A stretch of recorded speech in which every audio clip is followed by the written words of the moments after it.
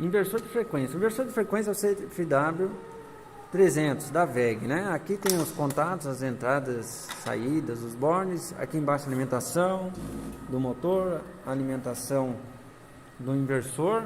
Esse inversor é um inversor que trabalha em 220 volts. Aqui está a alimentação, não considerar as cores dos cabos, ele é 220 e a alimentação do motor. Esse motor, ele é um motor que a ligação 220 dele é em triângulo. Então aqui está sendo feito o fechamento em triângulo. O que a gente quer fazer inicialmente nesse motor? Só ligar e desligar ele, né? Ligar o motor. Primeiro passo, quando a gente está trabalhando nesse inversor aqui, a gente clica aqui com o P e acha o parâmetro 204 para fazer o reset de fábrica, a configuração para ele trabalhar em 60 Hz. O parâmetro é o 204. Dou um P e eu tenho que colocar o valor 5, que é a da configuração de 60 Hz. Clico em P de novo. Percebe que ele reiniciou, ok? Ele reiniciou, quer dizer que está funcionando. Concluindo essa parte, a gente pode fazer o controle de velocidade, que é o parâmetro 202. Ligo o motor, clico aqui, olha, no botão verde e vermelho, ligo ele. Ele já está na configuração de 3 Hz. Daí eu clico em mais para aumentar. Se vocês observarem aqui, ele está ligando já. Está em 37 Hz. Se eu clicar aqui, ele desliga. E para fazer a integração com o meu sistema de automação aqui, com o PLC. O PLC mandar um comando via saída digital para ligar ele. Eu tenho que configurar a saída digital 1 dele como comando de liga e desliga. Olha, saída digital 1. Oh, desculpa, entrada digital 1, porque saída é do CLP. Então, como que eu faço isso? Eu vou no parâmetro 2224, parâmetro 224.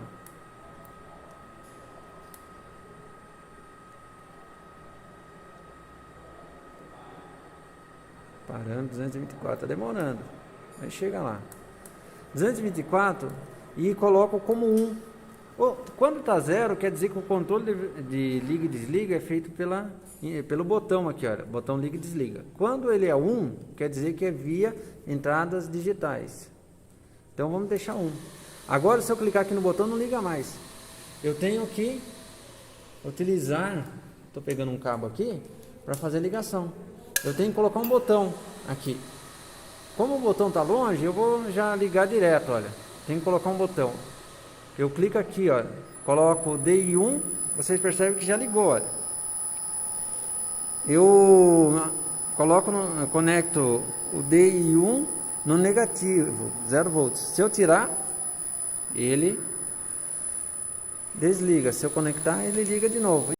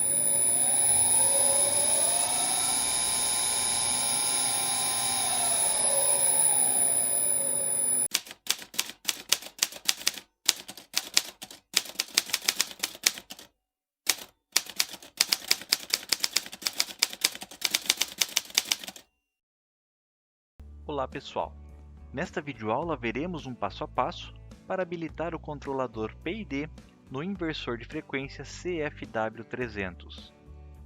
A aplicação controlador PID pode ser utilizada para fazer o controle de processo em malha fechada, que basicamente compara o setpoint de controle, que é o valor desejado, com a variável de processo, atuando na rotação do motor, com o objetivo de eliminar qualquer diferença entre essas variáveis.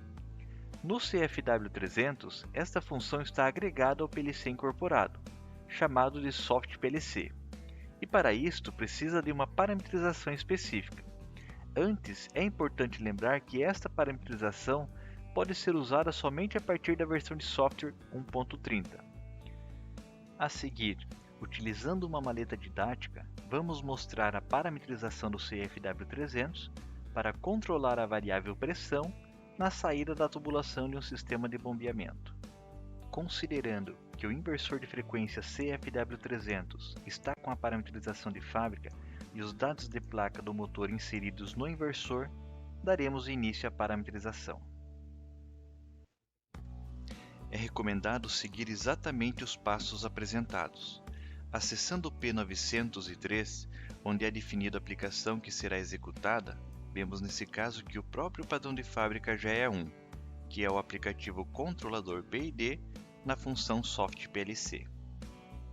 Na sequência, devemos ajustar o P901 em 1, que irá executar a aplicação da Soft PLC. No próximo parâmetro, vamos definir o tipo de ação do controlador PID, que pode ser direto ou reverso. Nós vamos utilizar o P928 em 1, que é ação direta, ou seja, um aumento de velocidade do motor trará um aumento na variável de processo, em outras palavras, na pressão.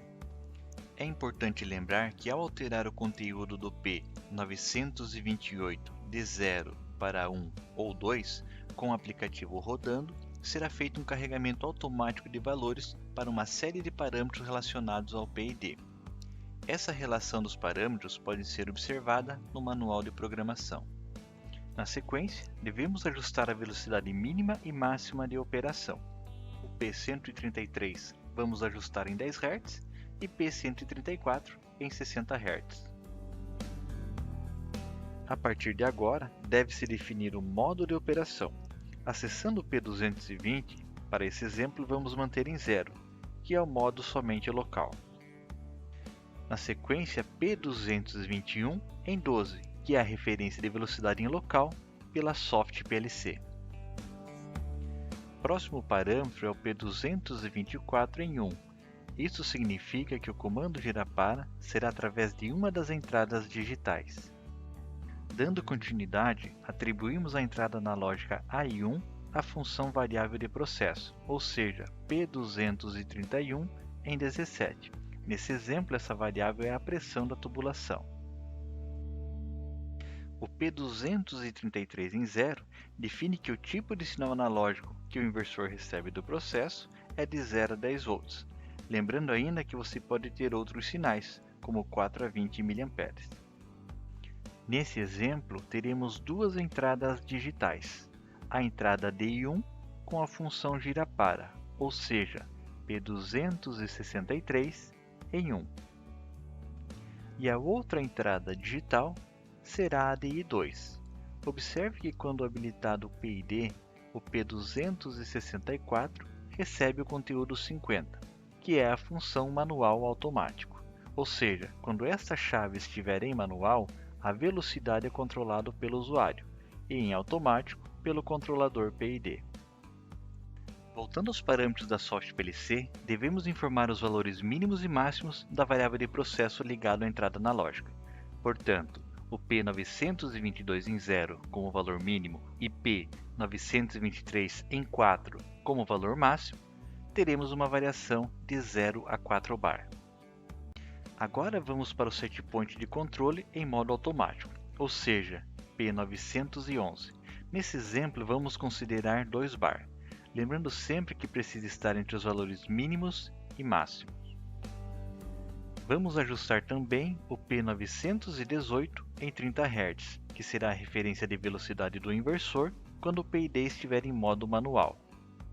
Em outras palavras, quando a entrada digital 2 estiver aberta, teremos os 30 Hz de referência de velocidade. Na sequência, para esse exemplo, vamos desabilitar os alarmes de nível baixo e alto da variável de processo. Para isto, acessamos o P924 e P926 e colocamos o conteúdo dos parâmetros em 0. Após realizada a parametrização do inversor, faremos a simulação de um sistema de bombeamento. O potenciômetro analógico conectado à entrada analógica 1 fará o papel do nosso transdutor de pressão. Ele está instalado no cano de saída da bomba. No P916, podemos monitorar a variável de processo, que é de 0 a 4 bar.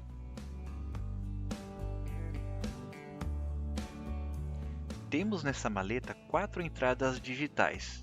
A entrada digital DI1 foi parametrizada para gira-para, e a entrada digital DI2 está parametrizada para manual automático do PID. As demais entradas nesse exemplo não estamos utilizando. Então vamos acionar o motor através da entrada digital DI1, nosso gira-para. E inicialmente estamos operando com o PID em manual, ou seja, DI2 aberta. A referência de velocidade é parametrizada no P918, que para esse exemplo ajustamos em 30 Hz. Lembrando, se necessário, o usuário pode ajustar a velocidade do motor de acordo com o processo. Então agora, imaginando um processo real, onde a velocidade do motor faz com que aumente a pressão do sistema. Podemos verificar isso na variável de processo, P916, onde estamos simulando que o potenciômetro é o nosso transdutor de pressão até atingirmos o valor desejado de 2 bar. Então podemos passar o PID para modo automático, fechando a DI2. Como o valor desejado P911 está igual ao valor medido no P916, a velocidade do motor permanece a mesma no P917, onde apresenta o valor de saída do controlador PID em percentual. Se preferir, pode-se ainda monitorar no P2 a velocidade de saída para o motor em Hz. Supondo agora um processo real, onde a pressão medida do sistema, que é a variável do processo, cai em relação ao valor desejado. Observe que acontece um aumento de velocidade do motor. Esse aumento de velocidade do motor provoca um aumento de pressão no sistema. Essa pressão é aumentada até termos novamente o valor desejado igual ao valor medido. Acontecendo a condição contrária, onde a pressão medida passa do valor desejado, o inversor de frequência irá diminuir a velocidade do motor. Essa diminuição de velocidade trará uma redução de pressão até novamente termos o valor desejado igual ao valor da variável de processo. Em nossa demonstração, mantivemos os ganhos de fábrica no inversor. Porém, é importante destacar que o ajuste dos ganhos do PID é um processo que requer algumas tentativas para atingir o tempo de resposta desejado. No manual de programação do inversor, há um capítulo relacionado ao PID, onde são sugeridos valores dos ganhos para alguns tipos de grandezas. Essa foi a conexão de controle realizada em nosso exemplo, onde utilizamos a DI1 como gira-para e a DI2 como manual automático. O nosso transdutor de pressão foi simulado pelo potenciômetro analógico conectado à entrada analógica AI1.